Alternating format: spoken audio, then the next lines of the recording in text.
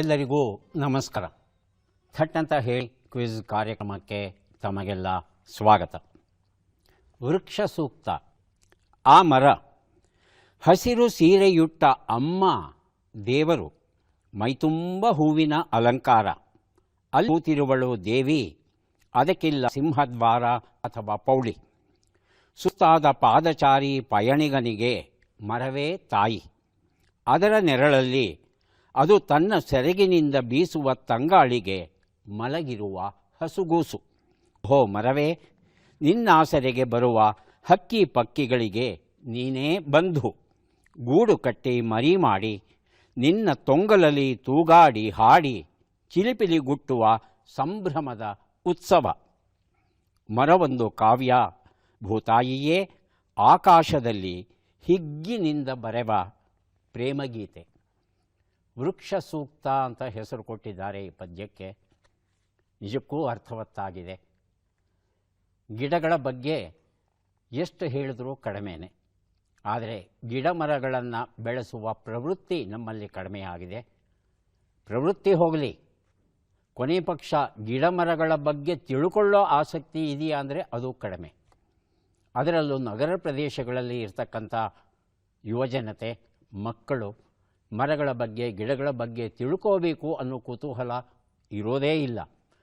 ತಿಳ್ಕೊಂಡ್ರೂ ಒಂದಷ್ಟು ಇಂಗ್ಲೀಷ್ ಶಬ್ದಗಳು ಗೊತ್ತಾಗುತ್ತೆ ಹೊರತು ಕನ್ನಡದಲ್ಲಿ ಏನಂತ ಕರೀತಾರೆ, ಇವುಗಳ ಉಪಯೋಗ ಏನು, ಯಾವ ಸಂದರ್ಭದಲ್ಲಿ ಇದು ಹೂ ಬಿಡುತ್ತೆ, ಕಾಯಾಗುತ್ತೆ, ಹಣ್ಣಾಗುತ್ತೆ, ಅವುಗಳ ಉಪಯೋಗ ಏನು, ಯಾವ ಯಾವ ಗಿಡಗಳು, ಯಾವ ಯಾವ ಹಕ್ಕಿಗಳು ಯಾವ ಯಾವ ಗಿಡಗಳ ಆಶ್ರಯವನ್ನು ಬಯಸಿ ಬರುತ್ತವೆ ಇತ್ಯಾದಿ ಏನೂ ಗೊತ್ತಿರೋದಿಲ್ಲ. ಇಂತಹವರಿಗಾಗಿ ಒಂದಷ್ಟು ಮಾಹಿತಿಯನ್ನು ಕೊಡಬೇಕು ಅಂತ ಹೇಳಿ ಡಾಕ್ಟರ್ ಗುರುಮೂರ್ತಿ ಪೆಂಡಕೂರು ಅವರು ಸೊಗಸಾದ ಒಂದು ಪುಸ್ತಕವನ್ನು ಬರೆದಿದ್ದಾರೆ. ಆ ಪುಸ್ತಕವೇ ಗಿಡ ಮರಗಳ ಸ್ವರಮೇಳ. ಬಹಳ ಸೊಗಸಾದ ಶೀರ್ಷಿಕೆ ಕೊಟ್ಟಿದ್ದಾರೆ, ಗಿಡ ಮರಗಳ ಸ್ವರಮೇಳ.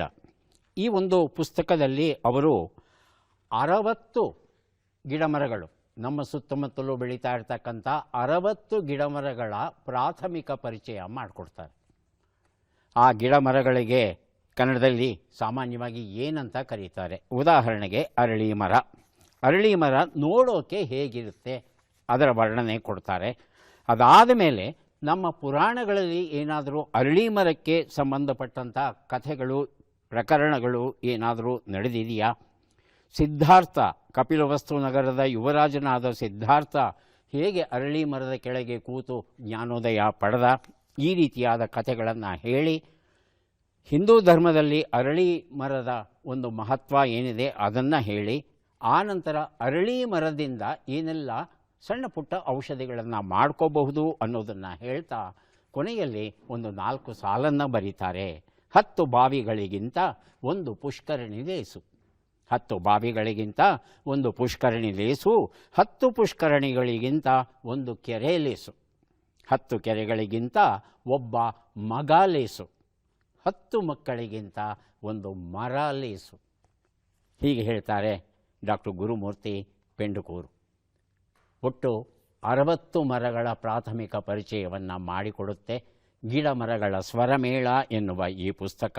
ಡಾಕ್ಟರ್ ಗುರುಮೂರ್ತಿ ಪೆಂಡಕೂರು ತಮ್ಮ 85ನೇ ವಯಸ್ಸಲ್ಲಿ ಚೂರೂ ಉತ್ಸಾಹ ಕುಂದದೆ ಸೊಗಸಾದ ಪುಸ್ತಕವನ್ನು ನಮ್ಮ ಮಕ್ಕಳಿಗಾಗಿ ಬರ್ಕೊಟ್ಟಿದ್ದಾರೆ.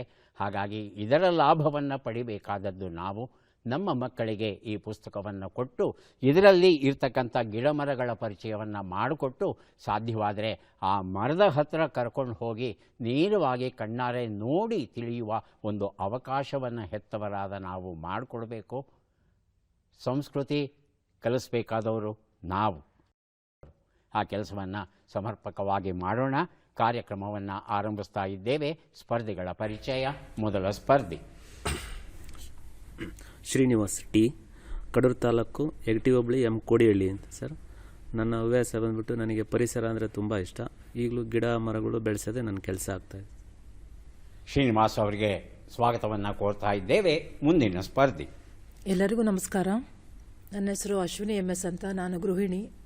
ನಾನು ಬೆಂಗಳೂರಿನ ಜಯನಗರ ಬಡಾವಣೆಯಿಂದ ಬಂದಿದ್ದೀನಿ. ನನ್ನ ಹವ್ಯಾಸ ಕತೆ ಪುಸ್ತಕಗಳನ್ನು ಓದುವುದು, ಸಂಗೀತ ಕೇಳುವುದು. ಅಶ್ವಿನಿ ಅವರಿಗೆ ಸ್ವಾಗತವನ್ನು ಕೋರ್ತಾ ಇದ್ದೇವೆ.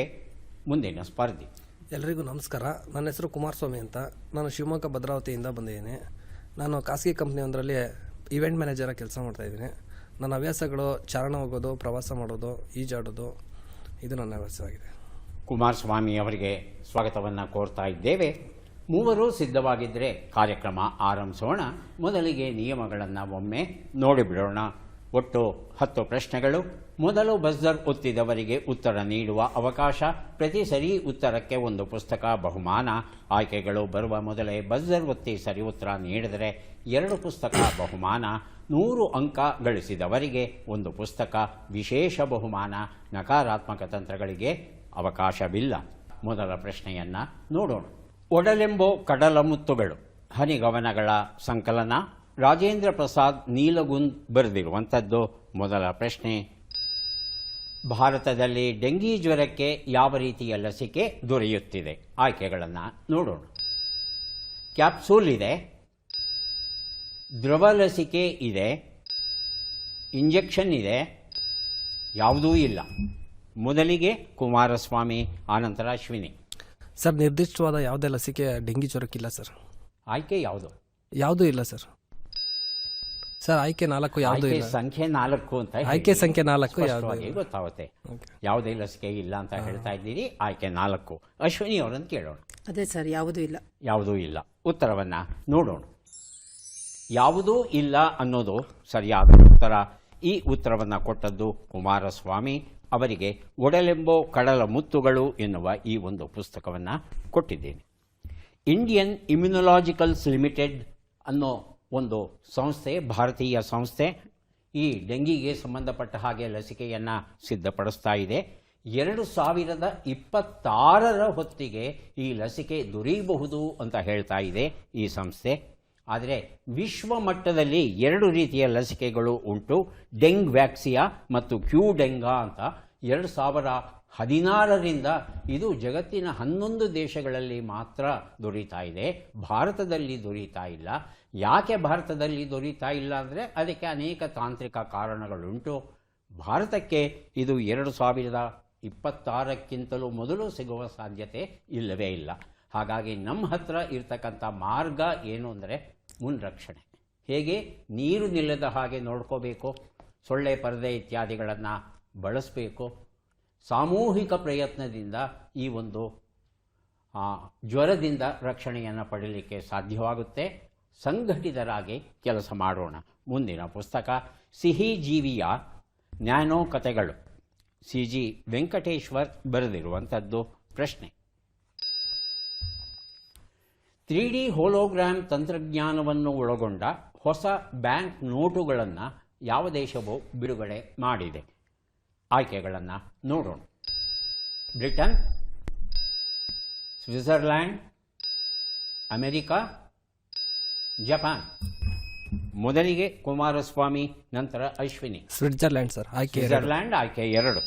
ಅಶ್ವಿನಿ. ಅಮೇರಿಕಾ. ಅಮೆರಿಕ ಆಯ್ಕೆ 3. ಉತ್ತರವನ್ನು ನೋಡೋಣ. ಸರಿಯಾದ ಉತ್ತರ ಜಪಾನ್ ಆಗಿತ್ತು. ಈ ಕಳ್ಳ ನೋಟುಗಳನ್ನು ತಯಾರು ಮಾಡೋರು ಯಾವತ್ತಿಗೂ ಸಹ ಕಾಯ್ತಾನೇ ಇರ್ತಾರೆ. ನೋಟುಗಳನ್ನು ಹೇಗೆ ನಾವು ನಕಲಿ ರೂಪದಲ್ಲಿ ತಯಾರಿಸಬಹುದು ಅಂತ ಹೇಳಿ. ಹಾಗೆಯೇ ಸರ್ಕಾರಗಳು ನಕಲಿ ಮಾಡೋಕ್ಕೆ ಸಾಧ್ಯವೇ ಇಲ್ಲ ಎನ್ನುವ ರೀತಿಯ ತಂತ್ರಜ್ಞಾನವನ್ನು ಬಳಸಿ ನೋಟುಗಳನ್ನು ತಯಾರು ಮಾಡ್ತಾರೆ. ಆದರೂ ಸಹ ಕಳ್ಳರು ಸರ್ಕಾರವನ್ನೇ ಮೀರಿಸುವ ಸಂದರ್ಭಗಳು ನಡೆದಿವೆ. ಹಾಗಾಗಿ ಜಪಾನ್ ಸರ್ಕಾರ ಈ 3D ಹೋಲೋಗ್ರಾಮ್ ತಂತ್ರಜ್ಞಾನವನ್ನು ಬಳಸ್ಕೊಂಡಿದೆ. ಈ 3D ಹೋಲೋಗ್ರಾಮ್ ಅಂತ ಹೇಳ್ತಂದರೆ ಅದಕ್ಕೆ ಕ್ಯಾಮ್ರಾಗಳು ಬೇಕು, 3 ಕಡೆಯಿಂದ ಪ್ರೊಜೆಕ್ಷನ್ ಮಾಡಬೇಕು. ಆದರೆ ಇಲ್ಲಿ ಯಾವ ರೀತಿಯಾದ ಒಂದು ತಂತ್ರಜ್ಞಾನವನ್ನು ಬಳಸಿದ್ದಾರೆ ಅಂದರೆ ಯಾವುದೇ ರೀತಿಯಾದ ಪ್ರೊಜೆಕ್ಷನ್ ಅಗತ್ಯ ಇಲ್ಲದೆ ಬರೀ ಕಣ್ಣಿಂದ ನೇರವಾಗಿ ನೋಡಬಹುದು. ಆದರೆ ಇದನ್ನು ನಕಲು ಮಾಡೋದು ಬಹುಶಃ ಅಸಾಧ್ಯ ಅಂತ ಹೇಳುತ್ತೆ ಜಪಾನ್ ದೇಶ. ಈ ರೀತಿಯಾದ ಒಂದು ತಂತ್ರಜ್ಞಾನ ನಮ್ಮ ದೇಶದ ನೋಟುಗಳಲ್ಲೂ ಬರಲಿ ಅಂತ ನಾವು ಆಶಿಸೋಣ. ಮುಂದಿನ ಪುಸ್ತಕ ಚಿಂತನಾಂಕಣ. ಶ್ರೀಮತಿ ಸಂಕಮ್ಮ ಜಿ ಸಂಕಣ್ಣನವರ್ ಬರೆದಂಥ ಪುಸ್ತಕ. ನಮ್ಮ ಪ್ರಶ್ನೆ, ಕಲಂಕಾರಿ ಕಲೆ ಯಾವ ರಾಜ್ಯದ್ದು? ಆಯ್ಕೆಗಳನ್ನು ನೋಡೋಣ.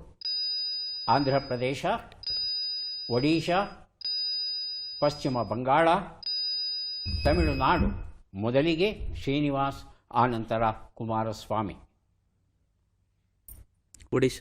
ಒಡಿಶಾ ಆಯ್ಕೆ 2 ಕುಮಾರಸ್ವಾಮಿ. ಪಶ್ಚಿಮ ಬಂಗಾಳ. ಪಶ್ಚಿಮ ಬಂಗಾಳ ಆಯ್ಕೆ 3. ಉತ್ತರವನ್ನು ನೋಡೋಣ. ಸರಿಯಾದ ಉತ್ತರ ಆಂಧ್ರ ಪ್ರದೇಶ ಆಗಿತ್ತು. ಆಂಧ್ರ ಪ್ರದೇಶದಲ್ಲಿ ತಿಲಾಂಗ್ ಅಂತ ಒಂದು ಸ್ಥಳ.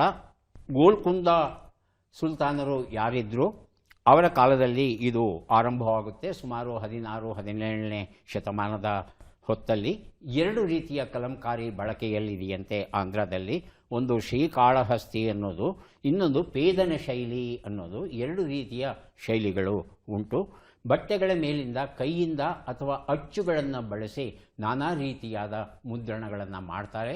ಬಹಳ ಚೆನ್ನಾಗಿರುತ್ತೆ ನೋಡೋದಕ್ಕೆ ಈ ಒಂದು ಕಲಂಕಾರಿ ಆಗಿರ್ತಕ್ಕಂಥ ಬಟ್ಟೆಗಳು. ಮುಂದಿನ ಪುಸ್ತಕ ಮತ್ತು ಪ್ರಶ್ನೆಯನ್ನು ನೋಡೋಣ. ದೇವರಿಂದ ಫೋನ್. ಕೊಡಗು ಗಣೇಶ್ ಬರೆದಂಥ ಪುಸ್ತಕ ನಮ್ಮ ಪ್ರಶ್ನೆ. ಮಕ್ಕಳ ಹಕ್ಕು ರಕ್ಷಣಾ ರಾಷ್ಟ್ರೀಯ ಆಯೋಗವು ಯಾವ ರಾಜ್ಯದ ಮೈಕಾ ಗಣಿಗಳಲ್ಲಿ ಕೆಲಸ ಮಾಡುತ್ತಿದ್ದ ಬಾಲಕರನ್ನು ಮುಕ್ತಗೊಳಿಸಿದೆ? ಆಯ್ಕೆಗಳನ್ನು ನೋಡೋಣ.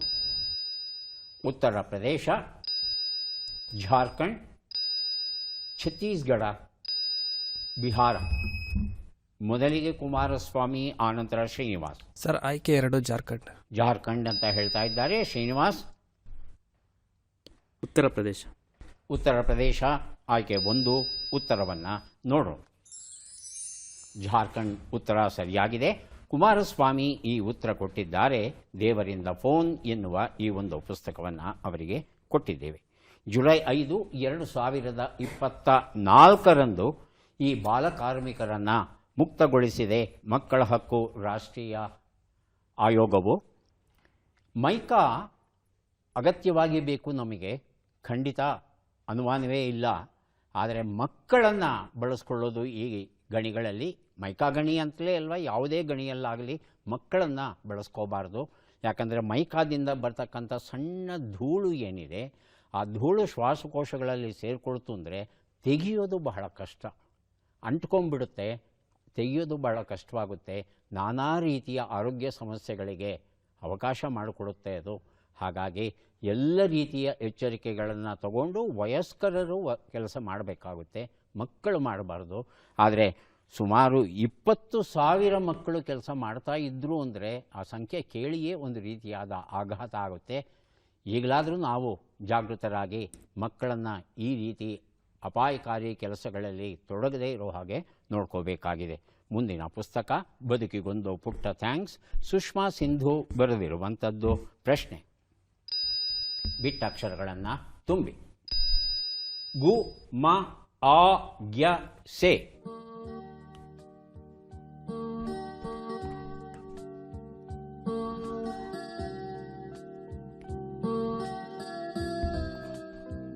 ಗುಣಮಟ್ಟದ ಆರೋಗ್ಯ ಸೇವೆ. Buzzer buzzer buzzer buzzer buzzer. ಗುಣಮಟ್ಟದ ಆರೋಗ್ಯ ಸೇವೆ. ಬಜರ್. ನೀವು 2ನೇವರು. ಮೊದಲನೇವರು ಅಶ್ವಿನಿ, 2ನೇದು ಶ್ರೀನಿವಾಸ್, 3ನೇದು ಕುಮಾರಸ್ವಾಮಿ. ಅಶ್ವಿನಿ. ಗುಣಮಟ್ಟದ ಆರೋಗ್ಯ ಸೇವೆ. ಗುಣಮಟ್ಟದ ಆರೋಗ್ಯ ಸೇವೆ. ಶ್ರೀನಿವಾಸ್. ಏನು ಮಾಡೋಕ್ಕಾಗಲ್ಲ ಅಲ್ವೇ, ಸ್ಪರ್ಧೆ ಇದು. ಸ್ಪರ್ಧೆಯಲ್ಲಿ ಮೈಯೆಲ್ಲ ಕಣ್ಣಾಗಿರಬೇಕಾಗುತ್ತೆ. ಕುಮಾರಸ್ವಾಮಿ. ಅದೇ ಉತ್ತರ. ಉತ್ತರವನ್ನು ನೋಡೋಣ. ಗುಣಮಟ್ಟದ ಆರೋಗ್ಯ ಸೇವೆ ಉತ್ತರ ಸರಿಯಾಗಿದೆ. ಶ್ರೀನಿವಾಸ್ ಮೊದಲು ಉತ್ತರ ಕೊಟ್ಟರು, ಆದರೆ ಬಜರ್ ಒತ್ತಿ ಉತ್ತರ ಕೊಟ್ಟದ್ದು ಅಶ್ವಿನಿ.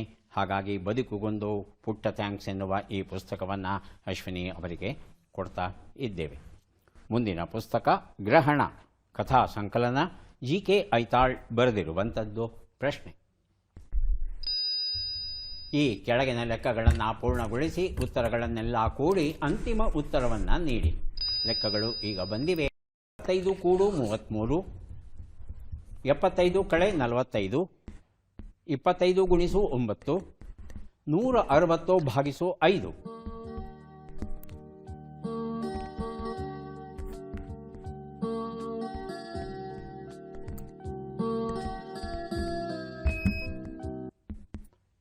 ಅಶ್ವಿನಿ ಅವರು ಹೆಚ್ಚು ಕಡಿಮೆ ಥಟ್ ಅಂತಲೇ ಬಜರ್ ಒತ್ಬಿಟ್ಟಿದ್ದಾರೆ. ಅಂತಿಮ ಉತ್ತರವನ್ನು ಕೇಳೋಣ.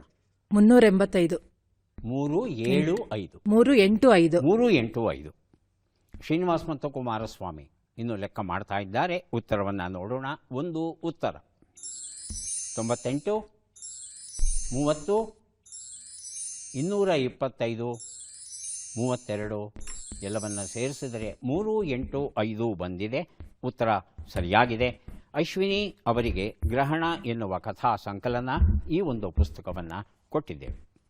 ಮುಂದೆ ಕೊಡ್ತಾ ಇದ್ದೇವೆ ಡಾಕ್ಟರ್ ಕೆ ಶಿವರಾಮ ಕಾರಂತ ಅವರು ಬರೆದಂಥ ಅಪೂರ್ವ ಪಶ್ಚಿಮ ಎನ್ನುವ ಪುಸ್ತಕ. ನಮ್ಮ ಪ್ರಶ್ನೆ: ಈ ಕ್ರಿಕೆಟ್ ಆಟಗಾರ್ತಿಯನ್ನು ಗುರುತಿಸಿ. ಚಿತ್ರವನ್ನು ನೋಡೋಣ.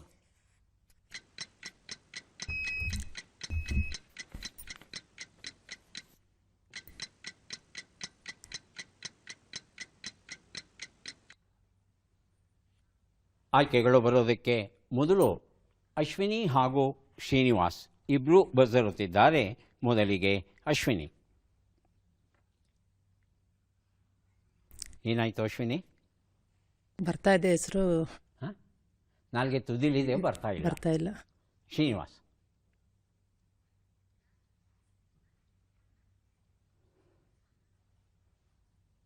ಆಯ್ಕೆಗಳನ್ನು ನೋಡೋಣ.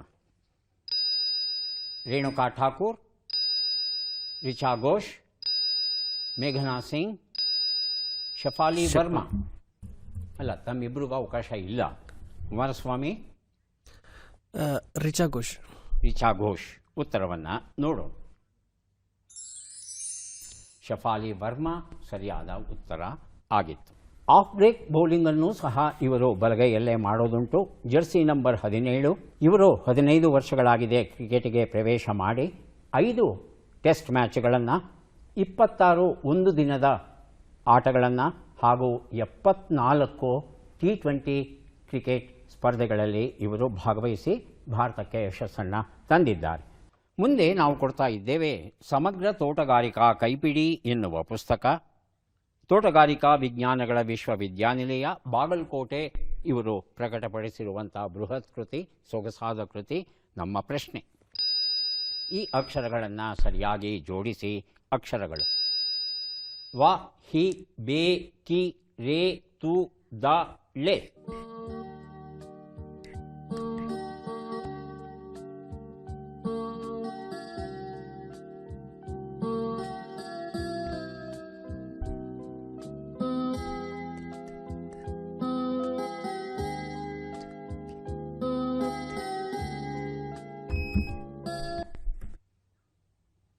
ಅಶ್ವಿನಿ ಅವರು ಬಜರ್ ಒತ್ತಿದ್ದಾರೆ.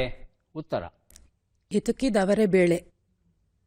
ಶ್ರೀನಿವಾಸ್ ಮತ್ತು ಕುಮಾರಸ್ವಾಮಿ ಹಿತುಕಿದವರೆ. ಉತ್ತರವನ್ನು ನೋಡೋಣ. ಹಿತುಕಿದವರೇ ಬೇಳೆ ಉತ್ತರ ಸರಿಯಾಗಿದೆ. ಅಶ್ವಿನಿ ಈ ಉತ್ತರ ಕೊಟ್ಟಿದ್ದಾರೆ. ಸಮಗ್ರ ತೋಟಗಾರಿಕೆ ಕೈಪಿಡಿ ಈ ಒಂದು ಪುಸ್ತಕವನ್ನು ಅಶ್ವಿನಿ ಅವರಿಗೆ ಕೊಟ್ಟಿದ್ದೇವೆ. ಈಗ ನಾವು ಕೊಡ್ತಾ ಇದ್ದೇವೆ 3 ಪುಸ್ತಕಗಳನ್ನು. ಪದಬಂಧ ಬಂದಿದೆ. ಸುಳುಹುಗಳನ್ನು ನೋಡೋಣ. ಸುಳುಹುಗಳು: ಒಳ್ಳೆಯ ಮನಸ್ಸಲ್ಲ, ನಿಯಮ, ಕಟ್ಟುಪಾಡು, ಮುಖ.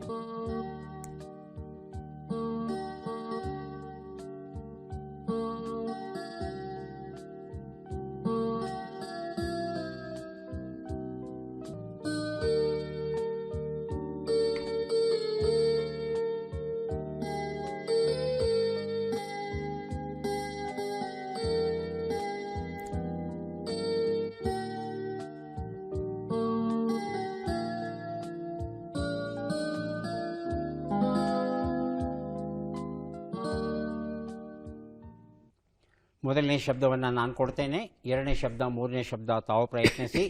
1 ಉತ್ತರ ಕೆಟ್ಟ ಮನಸ್ಸು. 2 ಉತ್ತರ ನಿಯಮ, ಕಟ್ಟುಪಾಡು. ಹೇಳಿ ಅಶ್ವಿನಿ. ಕಟ್ಟಣೆ. ಉತ್ತರವನ್ನು ನೋಡೋಣ. ಕಟ್ಟಳೆ ಉತ್ತರ ಸರಿಯಾಗಿದೆ. ಸಾಗರ ಪ್ರಪಂಚ ಈ ಪುಸ್ತಕ ಕೊಟ್ಟಿದ್ದೇನೆ. 3 ಉತ್ತರ. ಹೇಳಿ ಕುಮಾರಸ್ವಾಮಿ. ನಯನ. ನಯನ ಅಂತ. ಮುಖ. ಮುಖ ಎನ್ನುವ ಅರ್ಥ ಬರುವ 3 ಅಕ್ಷರದ ಶಬ್ದ. ಮಧ್ಯದಕ್ಷರ ನ. ಮನನ ಅಂತ. ಗೊತ್ತಾಗ್ಲಿಲ್ವಾ? ಗೊತ್ತಾಗಲಿಲ್ಲ. ಅಶ್ವಿನಿ ಅವ್ರನ್ನ ಕೇಳಲ್ಲ. ಅಶ್ವಿನಿ ಗೊತ್ತಾಗ್ತಾ ಇಲ್ವಾ? ಶ್ರೀನಿವಾಸ್. ಮನಸ್ಸು. ಮುಖ ಅನ್ನೋ ಅರ್ಥ ಬರಬೇಕು. ಉತ್ತರವನ್ನು ನೋಡೋಣ. ಆನನ. ಗಜಾನನ. ಆನೆಯ ಮುಖದವನು ಗಜ ಆನನ. ಆನನ ಅನ್ನೋದು ಸರಿಯಾದ ಉತ್ತರ ಆಗಿತ್ತು. ಕೊನೆಯ ಘಟ್ಟಕ್ಕೆ ಬಂದಿದ್ದೇವೆ. ಚಟ್ಪಟ್ ಚಿನ್ಕುರುಳಿ 5 ಪ್ರಶ್ನೆಗಳು. ಮೊದಲ ಅವಕಾಶ ಶ್ರೀನಿವಾಸ್ ಅವರಿಗೆ. ಸಿದ್ಧವಾಗಿದ್ದೀರಾ? ಮೊದಲ ಪ್ರಶ್ನೆ. ಭಾಷೆ ಮುರಿ ಎಂಬ ನುಡಿಗಟ್ಟಿನ ಅರ್ಥವೇನು? ಆಡಿದ ಮಾತಿಗೆ ತಪ್ಪು, ತಪ್ಪು ಮಾತನ್ನು ಆಡು. ಆಡಿದ ಮಾತಿಗೆ ತಪ್ಪು. ಮುಂದಿನ ಪ್ರಶ್ನೆ. ಸ್ನಾನ ಮಾಡುವುದು ಎಂಬ ಅರ್ಥವನ್ನು ಕೊಡುವ ಶಬ್ದ ಯಾವುದು? ವಿಪ್ಲವ, ಆಪ್ಲವ. ಆಪ್ಲವ. ಮುಂದಿನ ಪ್ರಶ್ನೆ. ಕರವೀರ ಕ್ಷೇತ್ರವು ಯಾವ ದೇವಿಯ ಆವಾಸ ಸ್ಥಾನವಾಗಿದೆ? ಲಕ್ಷ್ಮೀ, ಸರಸ್ವತಿ. ಲಕ್ಷ್ಮಿ. ಮುಂದಿನ ಪ್ರಶ್ನೆ. ಈ ಗಾದೆಯನ್ನು ಪೂರ್ಣಗೊಳಿಸಿ. ಕಡ ಸಿಗೋದಾದರೆ. ಮುಂದಿನ ಪ್ರಶ್ನೆ. ಈ ಒಗಟನ್ನು ಬಿಡಿಸಿ. ಮುಟ್ಟಿದರೆ ಮಾರಿ ತಿರುವಿ ಮೈ ಮುಚ್ಚಗೊಳ್ತೈತಿ. ಉತ್ತರವನ್ನು ನೋಡ್ತಾ ಹೋಗೋಣ. 1 ಉತ್ತರ ಭಾಷೆ ಮುರಿ, ಆಡಿದ ಮಾತಿಗೆ ತಪ್ಪು, ಉತ್ತರ ಸರಿಯಾಗಿದೆ. 2 ಉತ್ತರ ಸ್ನಾನ ಮಾಡುವುದು, ಆಪ್ಲವ ಸರಿಯಾಗಿದೆ. 3 ಉತ್ತರ ಲಕ್ಷ್ಮಿ ಸರಿಯಾಗಿದೆ. 4 ಉತ್ತರ ಕಡ ಸಿಗೋದಾದರೆ ಹಡಗೇ ನನಗಿರಲಿ ಅಂದ. 5ನೇ ಪ್ರಶ್ನೆಗೆ ಉತ್ತರ ಇದು ಮುಟ್ಟಿದರು ಮುನೆ, ಟಚ್ ಮೀ ನಾಟ್, ಮೈಮೋಸಾ ಪ್ಯೂಡಿಕಾ ಎನ್ನುವ ಗಿಡದ ವರ್ಣನೆ ಆಗಿತ್ತು. 3 ಪ್ರಶ್ನೆಗಳಿಗೆ ತಾವು ಸರಿಯಾದ ಉತ್ತರ ಕೊಟ್ಟಿದ್ದೀರಿ. 3 ಪುಸ್ತಕಗಳನ್ನು ತಮಗೆ ಕೊಡ್ತಾ ಇದ್ದೇವೆ. ಈಗ ಅಶ್ವಿನಿ ಅವರಿಗೆ ಅವಕಾಶ ಬರ್ತಾ ಇದೆ. ಆರಂಭಿಸಬಹುದಾ? ಮೊದಲ ಪ್ರಶ್ನೆ. ಭಾಷೆ ಮುಟ್ಟಿಸು ಎಂಬ ನುಡಿಗಟ್ಟಿನ ಅರ್ಥವೇನು? ಆಡಿದ ಮಾತನ್ನು ನಡೆಸಿಕೊಡು, ಅರ್ಥವಾಗುವಂತೆ ಹೇಳು. ಅರ್ಥವಾಗುವಂತೆ ಹೇಳು. ಮುಂದಿನ ಪ್ರಶ್ನೆ. ಗೌರವ, ಮರ್ಯಾದೆ ಎಂಬ ಅರ್ಥವನ್ನು ಕೊಡುವ ಶಬ್ದ ಯಾವುದು? ಆಬರು, ಆಬಾದು. ಆಬರು. ಮುಂದಿನ ಪ್ರಶ್ನೆ. ಕೊಲ್ಹಾಪುರದ ಮಹಾಲಕ್ಷ್ಮಿಯ ಮತ್ತೊಂದು ಹೆಸರೇನು? ಅಂಬಾಬಾಯಿ, ತುಂಗಾಬಾಯಿ. ಅಂಬಾಬಾಯಿ. ಮುಂದಿನ ಪ್ರಶ್ನೆ. ಈ ಗಾದೆಯನ್ನು ಪೂರ್ಣಗೊಳಿಸಿ. ಕಡಿ ಅಂದರೆ ಕಪ್ಪೆಗೆ ಕ್ವಾಪ. ಮುಂದಿನ ಪ್ರಶ್ನೆ. ಈ ಒಗಟನ್ನು ಬಿಡಿಸಿ. ಕಲ್ಲು ಖಣಿ, ನೀರ ಡಮಕ, ಬೆಳ್ಳಿದಂಟು, ಬಂಗಾರದ ತೆನಿ. ಉತ್ತರವನ್ನು ನೋಡ್ತಾ ಹೋಗೋಣ.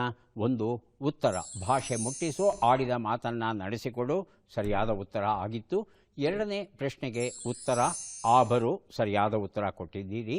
3ನೇ ಪ್ರಶ್ನೆಗೆ ಉತ್ತರ ಅಂಬಾಬಾಯಿ, ಉತ್ತರ ಸರಿಯಾಗಿದೆ. 4ನೇ ಪ್ರಶ್ನೆಗೆ ಉತ್ತರ ಕಡಿ ಅಂದರೆ ಕಪ್ಪೆಗೆ ಕ್ವಾಪ, ಬಿಡಿ ಅಂದರೆ ಹಾವಿಗೆ ಕ್ವಾಪ. 5ನೇ ಪ್ರಶ್ನೆಗೆ ಉತ್ತರ ಇದು ಉರಿಯುವ ಚಿಮಣಿಯ ವರ್ಣನೆ ಆಗಿತ್ತು. 2 ಪ್ರಶ್ನೆಗಳಿಗೆ ತಾವು ಸರಿಯಾದ ಉತ್ತರ ಕೊಟ್ಟಿದ್ದೀರಿ. ಹಾಗಾಗಿ ತಮಗೆ 2 ಪುಸ್ತಕಗಳನ್ನು ಕೊಡ್ತಾ ಇದ್ದೇವೆ. ಈಗ ಕುಮಾರಸ್ವಾಮಿ ಅವರಿಗೆ ಅವಕಾಶ ಬಂದಿದೆ. ಸಿದ್ಧವಾಗಿದ್ದೀರಾ? ಮೊದಲ ಪ್ರಶ್ನೆ. ಭಾಷೆ ಕೊಡು ಎಂಬ ನುಡಿಗಟ್ಟಿನ ಅರ್ಥವೇನು? ವಾಗ್ದಾನ ನೀಡು, ಭಾಷೆಯನ್ನು ಕಲಿಸಿಕೊಡು. ವಾಗ್ದಾನ ನೀಡು. ಮುಂದಿನ ಪ್ರಶ್ನೆ. ಉಪಕಾರ, ಔದಾರ್ಯ ಎಂಬ ಅರ್ಥವನ್ನು ಕೊಡುವ ಶಬ್ದ ಯಾವುದು? ಆಭಾರ, ಆಭೀರ. ಆಭಾರ. ಮುಂದಿನ ಪ್ರಶ್ನೆ. ವೈಕುಂಠದಲ್ಲಿ ವಿಷ್ಣು ಮಲಗಿರಲು ಯಾರು ಅವನ ಎದೆಯ ಮೇಲೆ ಒದ್ದರು? ಭೃಗು, ದೂರ್ವಾಸ. ದೂರ್ವಾಸ ಮುನಿ. ಮುಂದಿನ ಪ್ರಶ್ನೆ. ಈ ಗಾದೆಯನ್ನು ಪೂರ್ಣಗೊಳಿಸಿ. ಕಡಿ, ಕತ್ತಿ. ಮುಂದಿನ ಪ್ರಶ್ನೆ. ಈ ಒಗಟನ್ನು ಬಿಡಿಸಿ. ಪ್ಯಾಟಿಲಿನ್ ತಂದು ಹೋರಿ, ಎಡದ್ ಬಲಕ್ಕೆ ಬರೋಲ್ಲ, ಬಲದ್ ಎಡಕ್ಕೆ ಬರೋದಿಲ್ಲ. ಉತ್ತರವನ್ನು ನೋಡ್ತಾ ಹೋಗೋಣ. 1 ಉತ್ತರ ಭಾಷೆ ಕೊಡು, ವಾಗ್ದಾನವನ್ನು ನೀಡು ಸರಿಯಾದ ಉತ್ತರ ಕೊಟ್ಟಿದ್ದೀರಾ. 2ನೇ ಪ್ರಶ್ನೆಗೆ ಉತ್ತರ ಉಪಕಾರ, ಔದಾರ್ಯ, ಆಭಾರ ಸರಿಯಾಗಿದೆ.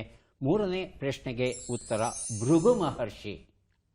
ಆತನ ಕಾಲಲ್ಲಿ ಒಂದು ಕಣ್ಣಿರುತ್ತಂತೆ, ಆ ಕಣ್ಣಿನ ಕಾರಣ ಅಹಂಕಾರ, ವಿಷ್ಣುವಿಗೆ ಒದ್ದ, ಹೀಗೆಲ್ಲ ಒಂದು ಪುರಾಣದ ಕತೆ.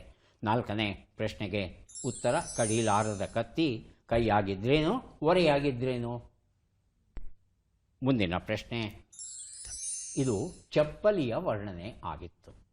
ಎಡದ್ದು ಬಲಕ್ಕೆ ಬರೋಲ್ಲ, ಬಲದ್ದು ಎಡಕ್ಕೆ ಬರೋಲ್ಲ. ಅಂದರೆ ಚಪ್ಪಲಿ ಹಾಕ್ಕೋಬೇಕಾದ್ರೆ ಆಯಾ ಕಾಲಿಂದೇ ಹಾಕ್ಕೋಬೇಕು. ಎಷ್ಟು ಸರಿ ಉತ್ತರ ಆಯಿತು? 2 ಅಲ್ವಾ? 3 ಸರ್. 2 ಪ್ರಶ್ನೆಗೆ ಸರಿ ಉತ್ತರ ಕೊಟ್ಟಿದ್ದೀರಿ. 2 ಪುಸ್ತಕಗಳನ್ನು ತಮಗೆ ಕೊಡ್ತಾ ಇದ್ದೇವೆ. ಯಾರಿಗೆ ಎಷ್ಟು ಪುಸ್ತಕ ಬಂದಿದೆ ಅದನ್ನು ನೋಡುವ ಕ್ಷಣ ಈಗ ಬಂತು. ಶ್ರೀನಿವಾಸ್ ಅವರಿಗೆ 3 ಪುಸ್ತಕ ದೊರೀತಾ ಇದೆ. ಪುಸ್ತಕಗಳನ್ನು ಸ್ವೀಕರಿಸಿ ಕಾರ್ಯಕ್ರಮದಲ್ಲಿ ಭಾಗಿಯಾಗಿದ್ದಕ್ಕೆ ತಮಗೆ ಧನ್ಯವಾದಗಳನ್ನು ಅರ್ಪಿಸ್ತಾ ಇದ್ದೇವೆ. ಧನ್ಯವಾದಗಳು.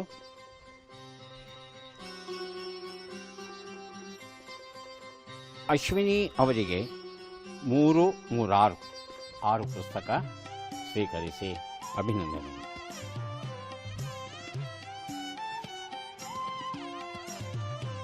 ಎರಡು 4 ಪುಸ್ತಕ ನಮಗೆ ಅಭಿನಂದನೆ.